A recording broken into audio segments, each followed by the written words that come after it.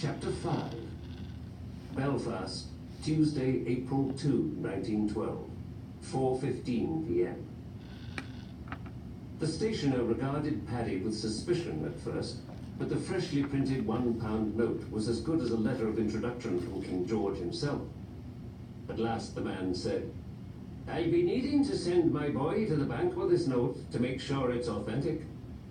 Paddy nodded, uncertain whether or not he should be offended. He'd never tried to spend paper money before. Perhaps this was standard practice. He sat awkwardly on a small wooden stool while the stationer wrapped his purchase in butcher paper. "It won't take long, lad. The bank is just around the corner." The man was right. It didn't take long. The boy was back within 5 minutes. Directly behind him was an all-too-familiar man wrapped in a houndstooth cloak. Paddy's heart turned over. He was caught, and all because of his own stupidity. Daniel had warned him not to spend those notes. The stationer addressed the newcomer. "As soon as I saw that quid, I thought this was sure to be one of the little scoundrels you've been looking for." "It is indeed," the man confirmed in a gruff voice. "Your help is appreciated, friend." "Thank you, Mr. Gilhooly." Paddy's jaw dropped. Gilhooly? Everyone recognized that name. James Gilhooly was the gangster who ran the waterfront district and half of Belfast beyond that. "I see you've heard of my brother," the newcomer growled. "And now you've met me.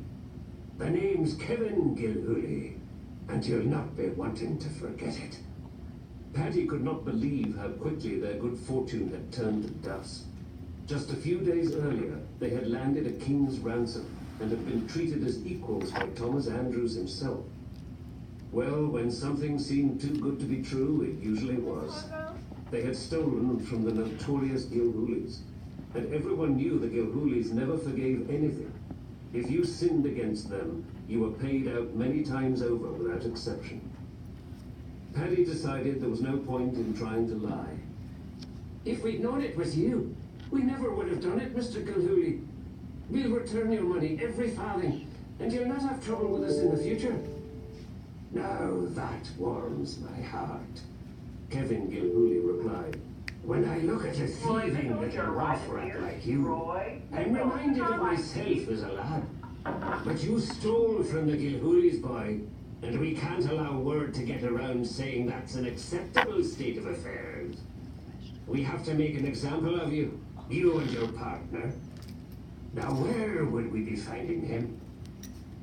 Paddy decided right then and there that he might have to take his lumps over this, but he would not set these thugs on Daniel. "We don't need him," Paddy promised. "I'll take you to your money." Gilhooly's face darkened, and his bushy eyebrows came together to form a single black line. "I was wrong. You're nothing like I used to be. I would have sold out my friend in a heartbeat to save my own skin." In an almost businesslike manner, he removed a brass knuckle duster from his pocket and slipped it over his right hand. "Take a good look in the pier glass, boy, because you won't recognize yourself when I get through with you." If Paddy had been the kind to give in to bullies, he would have stayed in the village with his stepfather. But how was he to get away from Gilhooly? The gangster was blocking the doorway. The man took a menacing step forward. Paddy jumped up and grabbed the stool he'd been sitting on, brandishing it like a shield. Gilhooly laughed a cruel laugh. "You'll have to do better than that, boy."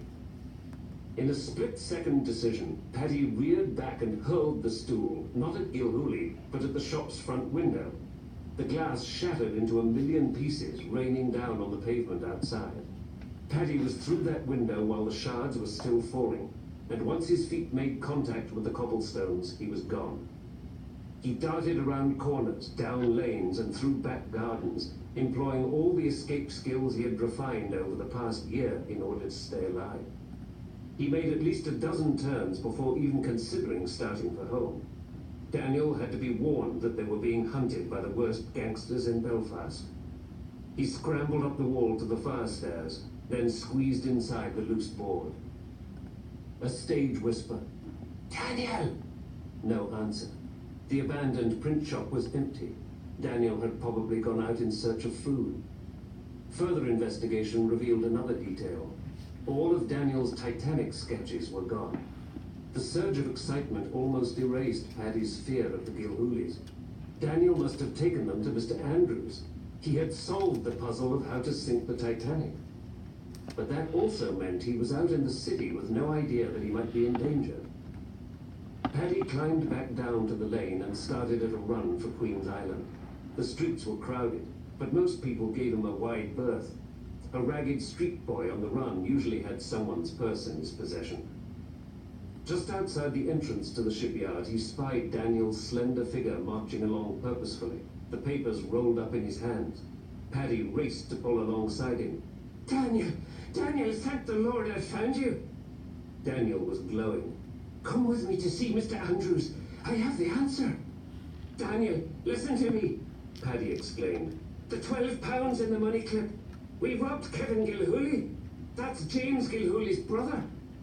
"How do you know?" Daniel hissed. "You tried to spend one of the notes, didn't you?" "Never mind that now," Paddy pleaded. "They want to use us to show all of Belfast what happens to people who cheat the Gilhooleys." Daniel looked thoughtful. "Maybe Mr. Andrews can help us." "How? He's a shipbuilder, not a copper. And anyway, half the police are on Gilhooly's payroll." "He's an important man," Daniel insisted. "If nothing else, we can ask his advice." He turned to the guard at the shipyard gate. "My name is Daniel Sullivan. Mr. Thomas Andrews is expecting me and my friend." The man checked his list, then regarded Daniel suspiciously. "You're Daniel Sullivan? Can you prove it?" "He knows something important about the Titanic," Paddy chimed in. "He's brought sketches to show Mr. Andrews." The man looked doubtful. "Well, all right," he said finally. "Mr. Andrews is aboard the ship right now, supervising the loading of stores. She's just back from sea trials, and a right lovely job she made of it too." He smiled. "You can't miss her. She's the big one with the 4 funnels." They started toward the wharf. If the Titanic dominated Belfast's silhouette, at Harland and Wolfe she stood out like a mountain range. The boys needed no directions to find her at her slip. As they made their way through the lineup of delivery wagons, they had to crane their necks to see the top of her mast and towering smokestacks. Yet despite her impressive height, the truly incredible dimension was her length, nearly 900 feet, a full 1/6 of a mile. Stood on end, she would have been far and away the tallest man-made structure in the world. At water level, the main gangway was so much lower than the gleaming upper decks that it seemed more like a pathway under the great ship than an entrance. It was crowded with dock workers carrying equipment and bales of material aboard. At the bow, a huge hydraulic crane was loading the larger and heavier gear and provisions. "When are they leaving?" Paddy wondered aloud.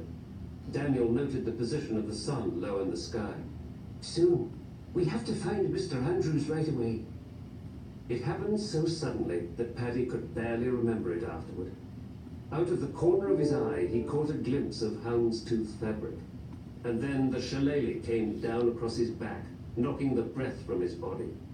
It was not pain so much as an explosion, and an overwhelming force slamming him to the wharf. He heard blows falling elsewhere and tried to see what was happening. All he could make out through the waves of nausea were several pairs of scrambling legs and big rough boots. Gilhooly's men? "Where's Daniel?" He heard his friend cry out, "Run, Paddy!" He tried, but his legs were jelly and would not support his weight. He crawled across the weathered planks of the wharf, waiting for the shillelagh's next blow, the one that would kill him. Running feet pounded across the dock, and a voice yelled, "You take your thuggery elsewhere!" "Gilhooly's the name," came the reply. "If you'll mind your own business, my brother and I will be much obliged." To Paddy's dismay, the Harland and Wolfe employee retreated. He and Daniel were at the mercy of men who had no mercy.